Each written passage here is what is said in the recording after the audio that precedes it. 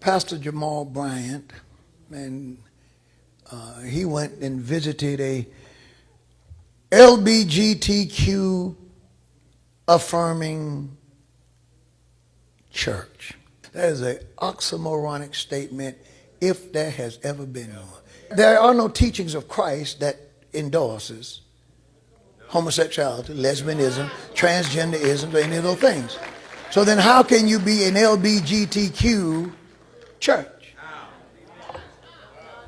So he goes to that gathering place.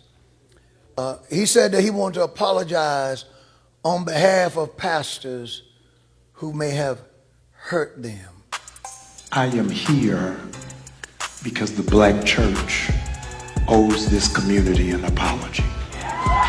And I wanted to come tonight, not just as pastor of New Birth.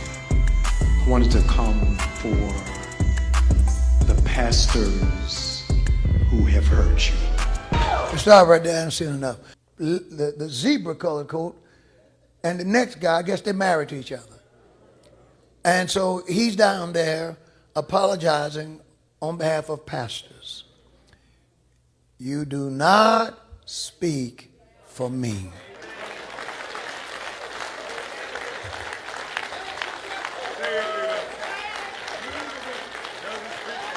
You do not speak for us.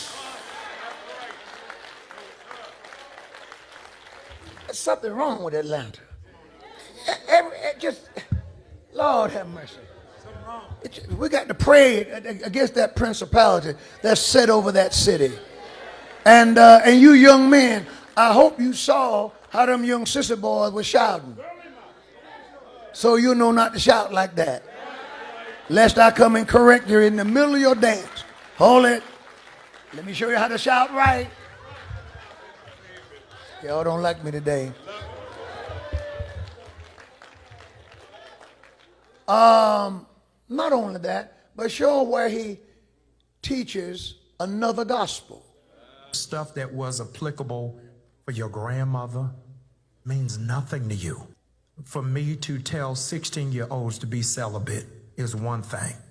A 37-year-old who's used to getting some, I need a different kind of gospel. All right, stop so right church there. Ain't just stop right there. Now, right there. The first lie he told was that what was true for one generation is not true for another. When the Bible says God's truth endureth to all generations. Number one, God's truth. Psalms 100 and verse 5, the last clause, endureth to all generations. So what was true yesterday is true today. Now, I do give him credit for telling the truth in it. He said, that's another gospel. Now, let's give him a hand, because that's true, because that ain't the gospel of Jesus Christ. That's some made up junk. And Paul said that if they come any other way with another gospel, Paul said it is not the gospel. The true gospel teaches everybody to live holy, to live right. He has a tremendous congregation who amens all that stuff. Same preacher who said his church will use the property to grow cannabis. These things we can't unite under. You can't say, well, he's a brother and I'm a brother, man, and two brothers ought to work together. Come with brothers, brother. Come on, brother, man. Brother, nothing. We're not brothers in that regard. No, ain't no kin to you at all. We ain't got nothing in common. Not at all. Because that's not right.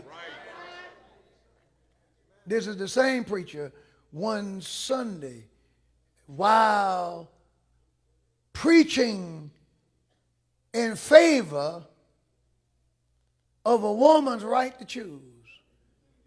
On that same Sunday, they had a christening, a child dedicating service. And people brought their children up to be dedicated by that preacher. But the preacher just got through preaching in favor of abortion. You gonna let those hands Dedicate your child. See, it's things like this that you don't want to have to deal with. But here's the problem for those who are not pastors. And I don't know what it's like when it comes to you, but when you are a leader, for the leader to say nothing, indifference is an endorsement.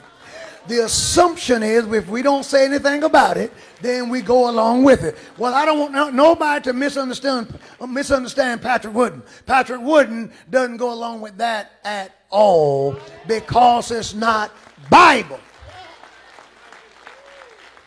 Even though God is calling for unity in the body, but you can't just have unity. It has to be unity built on truth.